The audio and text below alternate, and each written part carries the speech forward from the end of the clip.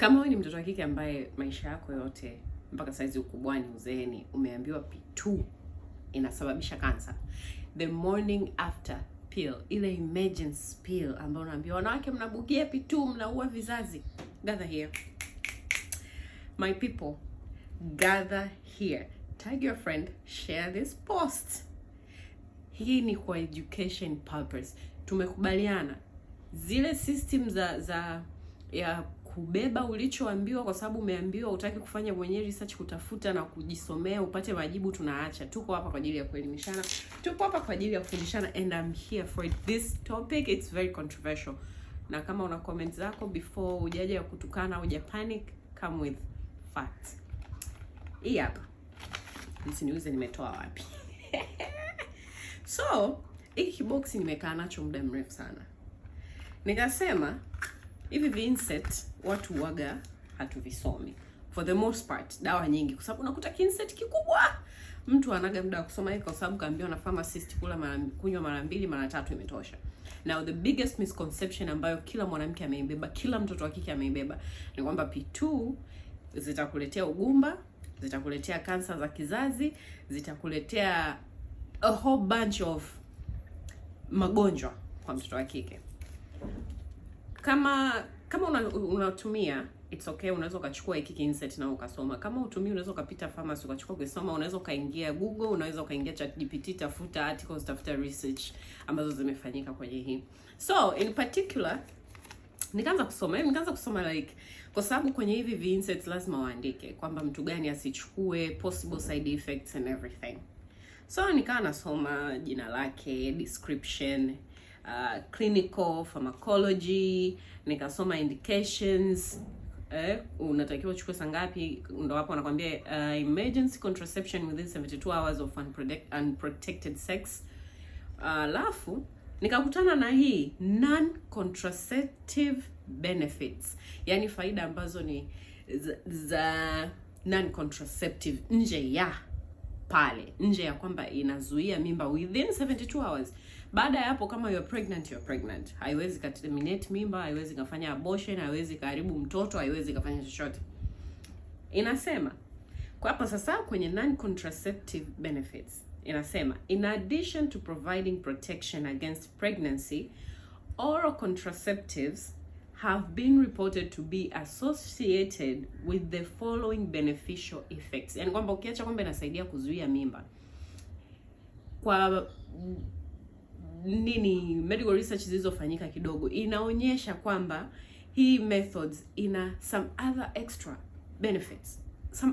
Sio 100%, but some other extra benefits, ambayo inasema a reduction in the incidence of benign breast cancer, a reduction in iron deficiency anemia,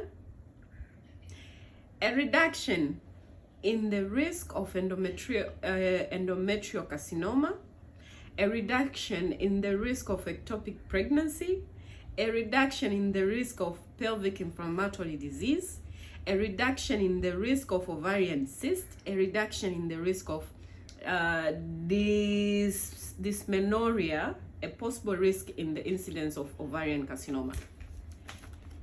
Nendeni mkasome. Hivi vyote vinahusiana na kansa. Hapo kuna iron deficiency anemia, afu kuna endometrial carcinoma, ovarian cyst. So hiki kidonge ambacho sisi tumeambiwa kinasababisha kansa, actually ina faida opposite na kitu ambacho tumeambiwa, kitu ambacho they have been preaching kwamba watoto mnabugia mapitu, mwisho wa siku mnaharibu vizazi, mnapata makansa. Mimi mwenyewe I was one of those people ambao tunaamini hicho kitu, until nikaingia hapa mimi nikaanza kutafuta, jamani, could it be kwenye hiki kitu imekosewa? And inakwambia kwenye warning sasa, P2 is recommended as a one-time contraceptive method following unprotected intercourse. It is neither recommended for routine use as a contraceptive, nor it is effective in terminating existing pregnancy. So bado unaambiwa usinywe mara kwa mara, sio lazima. Kuna alternatives zingine, sio lazima. But kama unatumia, sio kwamba utapata hayo madhara ambayo we have been told. Precautions: P2 should be used with caution in patients with Crohn's disease. P2 does not protect against sexually transmitted infection. P2 does not provide continued contraceptive cover. P2 is not effective as regular method for contraception and is suitable only as an emergency contraceptive. Hii ni emergency. Kwa hiyo kuna zile pills ambazo mtu unakuwa una take every day. Sawa, kuna zile ambazo ni za kila siku, labda unakunywa kidonge kimoja au viwili. Hii ni emergency. Hii ni emergency. That's what it is. Ni emergency. Kwa hiyo usije ukabadilisha ikawa ndo contraceptive pills zako za kila siku. Hapana, hii ni emergency. Haya, tunaenda kwenye adverse reaction unapotumia ndo zile sijui vomiting, nausea, irregular vaginal bleeding are common side effects. Other reported adverse events among users of both regimes included dizziness, fatigue. So ni hizo, like mtu anaweza kuwa anajisikia kizunguzungu, katapika, vitu vya hapa na pale. Haya, tukarudi hapa kwenye kutafuta sasa. Mimi nikaingia zangu ChatGPT, nika type kitu simple, nikaandika tu myth versus facts kuhusu P2. Ya kwanza, myth ya kwanza iliyoniletea ni kwamba inasababisha infertility. It does not. Kwa sababu P2 inachofanya kazi ni emergency pill ambayo ukichukua after having unprotected sex, yenyewe itaenda kufanya kazi yake and within 72 hours ikishatoka kwenye system imetoka, haibaki kwenye mwili. Kwa hiyo within 72 hours, na ndio maana kama umechukua let's say umekunywa P2 leo, ukategemea after 72 hours kwa sababu umekunywa uka have unprotected sex, believe me you get pregnant kwa sababu inakuwa ishaondoka kwenye system. And moja ya faida yake pia inasema kwa watu ambao wanakuwa na delayed period, akitumia P2 inaweza kumsaidia hata akapata period mapema. So effect pekee ambayo hiki kidonge kinafanya for some reason ni kama faida. For the most part ni kama 80% ina faida zaidi kuliko hasara ambazo tumeambiwa, kwa sababu yenyewe inachoenda kufanya ita disrupt zile hormones, kwa sababu umekunywa ili usipate mimba, ita disrupt zile hormones lakini on your next cycle maisha yako yanaendelea kama kawaida, kwa sababu I'm sure wadada wengi tumezitumia na tuna note ukinywa kuna ukishatumia period zako zinakuwa mwezi unaofuata period yako inakuwa very irregular, kwa hiyo inaweza ikawai au inaweza kachelewa. Baada ya hapo you go back to normal. Na utaona labda period yako imekuwa very heavy. Kama uko na period heavy, unaona labda period yako imekuwa light. So kama ukitumia, take note of how mwili wako una respond. Hormonal imbalance itakayotokea it's crazy, lakini baadaye inatoka kwenye system na mwili wako goes back to normal. So no, P2 haisababishi cancer, P2 haisababishi infertility, P2 haisababishi all those long term effects ambazo tumekuwa tunaambiwa. Myth ya pili, it's dangerous to take more than once, ambayo nimetoka kuiongelea.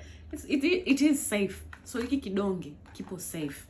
Tumekipa tu title ambayo sio. Tumeipa title ambayo sio. Mimi nimesoma nikasema mimi naelewa vibaya. It causes long-term health problems. It is not true. It is not true. Myth nyingine, only young women can use it. No, it can be safely used by any woman of reproductive age, including teenagers and breastfeeding moms. So hata kwa mama mjamzito akihave unprotected sex and they don't want to have kid within 72 hours anaweza kachukua na yuko vizuri. So guys, what do you think? Share comment yako hapo, na kama sitoi go ahead kwamba watu mkatumie hizi sasa kama nini, kama pipi. Hii ni emergency pill, itumike as such, lakini ile fear ambayo we've been told inasababisha sijui cancer ya vizazi na nini, it is not true at all. I hope this helps. It was very exciting learning about this. So until next time, bye.